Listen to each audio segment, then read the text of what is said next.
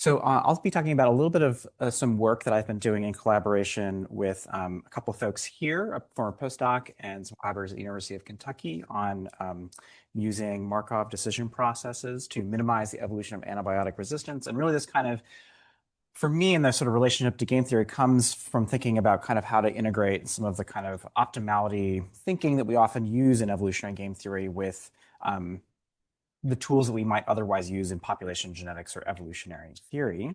Some work, and so I've done other work on the area, and this is just sort of one feature of that. So just thanks to sort of my collaborators.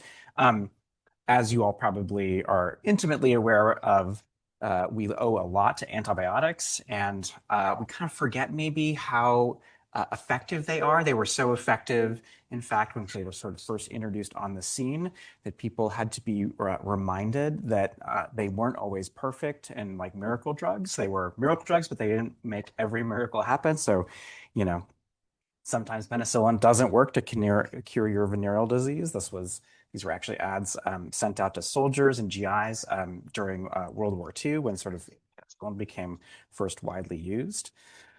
But of course, with the deployment of antibiotics came resistance. So after sort of all kinds of any kind of major antimicrobial drug was introduced, resistance followed not too shortly thereafter. This was a kind of nice short summary table from a paper by Steve Palumbi. Oops, make sure that's, yeah. So one of the first, of course, antibiotics introduced was penicillin. And one of the great kind of common things about penicillin and the class of antibiotics that it falls under, it's called a beta-lactam, and that refers to this blue ring here. If I get the little zoom thing, maybe not. Okay. And that blue ring is just sort of, that's the beta-lactam ring, that's the chemical structure that identifies this antibiotic as being a beta-lactam. And one of the key things that it does is it helps disrupt bacterial cell walls.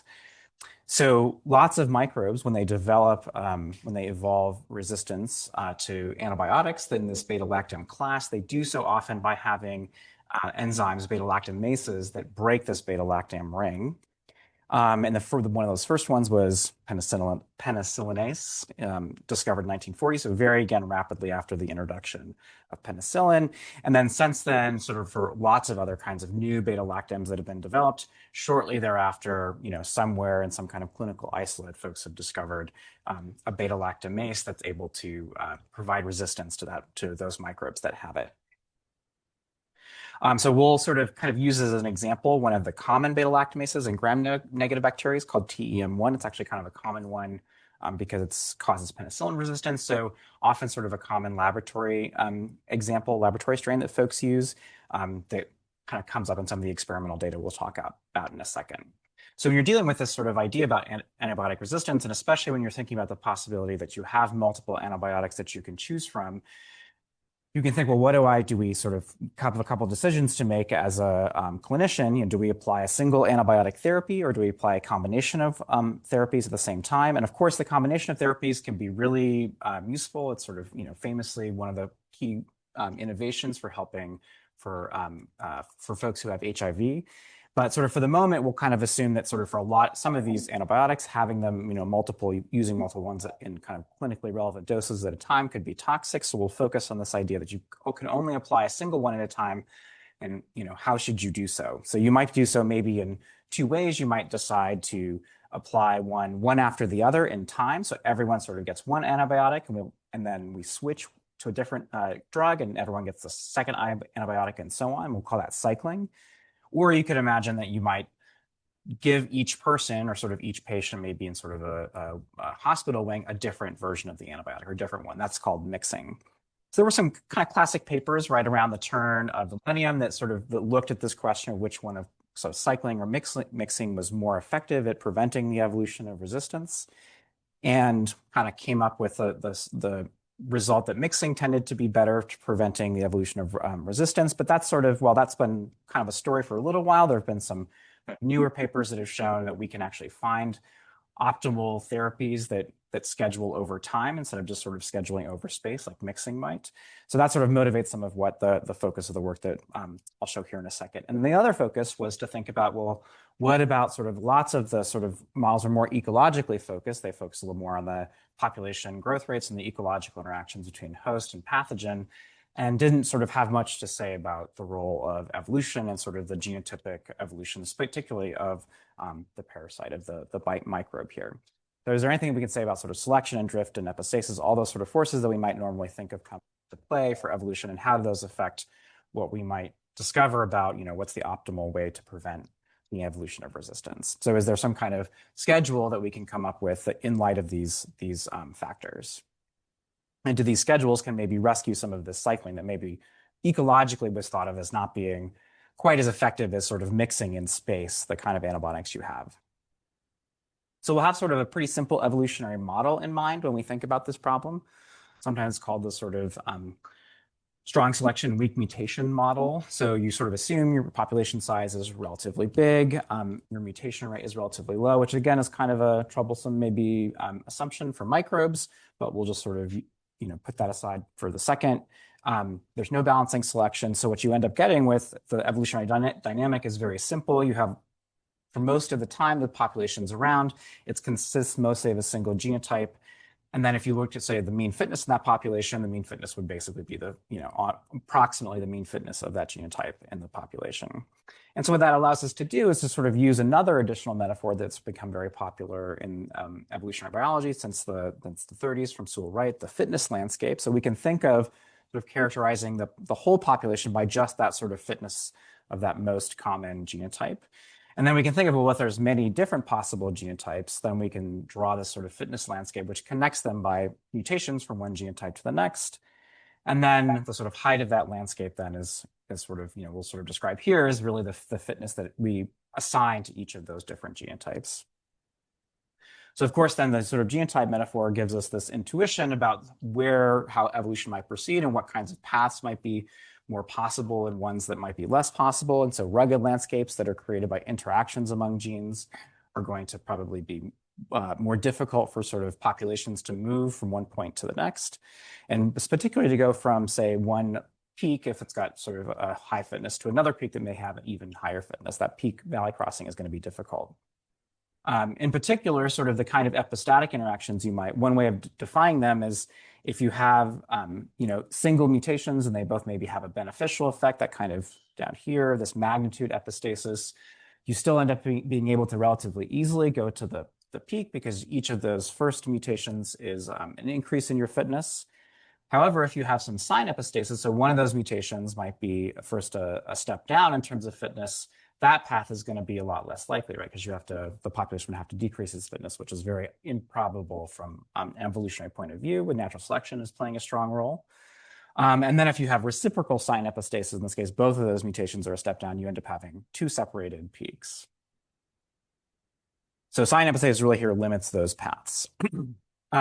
So the model that sort of strong selection, weak mutation model, we can just formalize that a little bit more, where if we sort of assume for any particular, say, genotype I, we look at its mutational neighbors, J, say one of its particular mutational neighbors. And if that J genotype has a higher fitness than that I genotype, we can sort of assume under kind of a weak sort of selection, relatively weak assumption that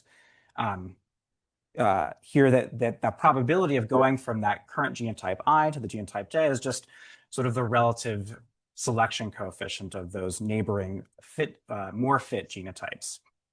And then if there's no more fit genotypes, then it stays put at 0. There's no probability of switching. And if it's a peak, it stays stays put where it is. So this creates then you can end up drawing a Markov matrix, a transition matrix from genotype to genotype. And that's sort of the underlying evolutionary model that we'll use going forward. So with that kind of model, then we will actually sort of parameterize it by some data. So just to take as an example, this is actually a pretty well-known experiment now from Dan Weinreich and Dan Hartle, cefotaxime resistance in E. coli. So they start off with this penicillin ACE gene, this TEM1 again, and then apply a different antibiotic now to see what are the mutational steps you need to get to resistance to this new antibiotic cefotaxime. And for this particular experiment, there were 5 different amino acid substitutions necessary. And so they looked at all possible combinations of those substitutions, all sort of 32 possible genotypes, and found basically that there was a lot of this sign epistasis, or a lot of these possible paths from sort of start to finish were involved some downhill steps. And so there was only a few kind of all uphill paths, which made, the sort of the possible number of trajectories pretty limited that evolution could potentially take. And so one sort of thing you might think, well, that's sort of the case for just one antibiotic, but what if you have many? And that's a great data set was actually put together about 10 years later by Miriam Barlow and her group. And what they did was they looked at a slightly smaller set of genotypes, so only 16, so 4 possible substitutions, but they looked at 15 different beta-lactam antibiotics. And they're sort of listed here. So ampicillin, amoxicillin, the cefotaxime's listed here as well, and then a couple combinations. So ones that I think were somewhat commonly used was the motivation for which ones to pick.